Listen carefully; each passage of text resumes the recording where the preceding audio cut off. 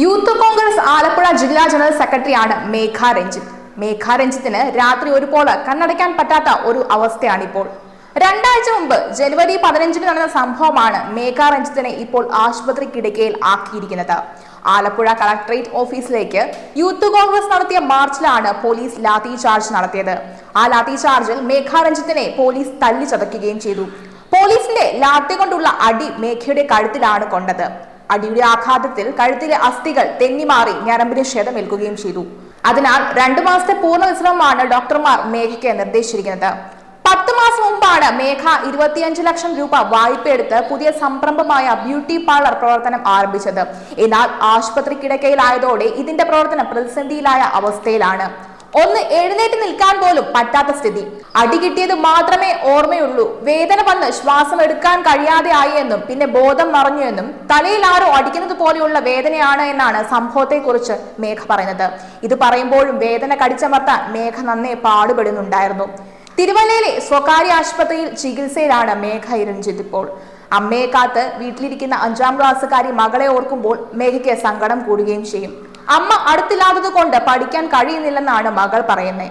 ഈ സംഭവത്തോടെ മേഘ രഞ്ജിത്തിന്റെ മുന്നോട്ടുള്ള ജീവിതം വഴിമുട്ടിയിരിക്കുകയുമാണ്.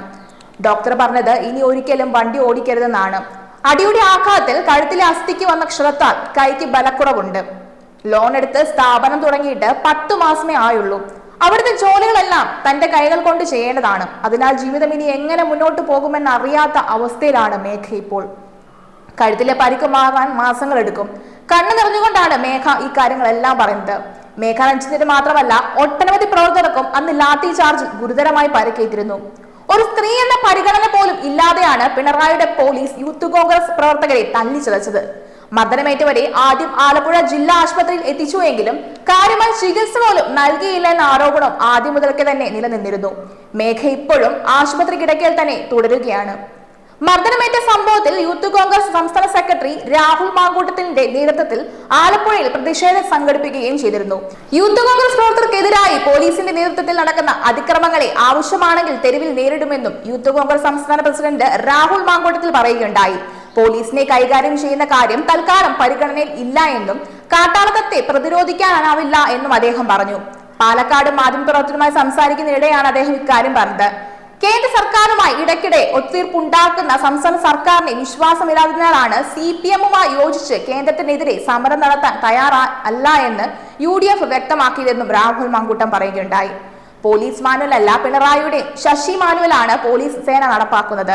അഭിനവ ദുശാസന വേഷത്തിൽ യൂത്ത് കോൺഗ്രസ് വനിതാ പ്രവർത്തകരുടെ വസ്ത്രങ്ങൾ വലിച്ചുകീറാൻ ഉദ്യോഗസ്ഥർ മത്സരിക്കുകയാണ്. സ്വന്തം സഹോദരിമാരെ ഇങ്ങനെ വേട്ടയാടുമ്പോൾ നോക്കി നിൽക്കാൻ യൂത്ത് കോൺഗ്രസിന് കഴിയില്ല. പോലീസിനെ തെരുവിൽ കൈകാര്യം ചെയ്യലല്ല സംഘടനയുടെ രീതി. തൽക്കാലം അത് പരിഗണനയിൽ ഇല്ല. എന്നാൽ ആവശ്യമെങ്കിൽ പ്രതിരോധിക്കും. സംസ്ഥാനത്ത് അപ്രഖ്യാപിത അടിയന്തരാവസ്ഥയാണ്. കേന്ദ്ര സർക്കാരിനെതിരെ ഇടതുമുന്നണി നടത്തുന്ന സമരത്തിനൊപ്പം ചേരില്ല എന്നത് UDF-ന്റെ തീരുമാനമാണ്.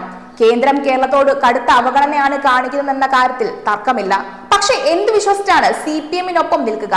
ലക്ഷദ്വീപ് വിഷയത്തിലും കർഷക നിയമവുമായി ബന്ധപ്പെട്ട പ്രശ്നത്തിലും നിയമസഭ യോജിച്ച് പ്രമേയം പാസ്സാക്കിയപ്പോൾ മുന്നിൽ നിന്നത് UDF ആയിരുന്നു. എന്നാൽ ഗവർണറുമായി പിണറായി വിജയൻ പലപ്പോഴും രഹസ്യ ഒത്തുതീർപ്പ് ഉണ്ടാക്കുകയും ചെയ്തു.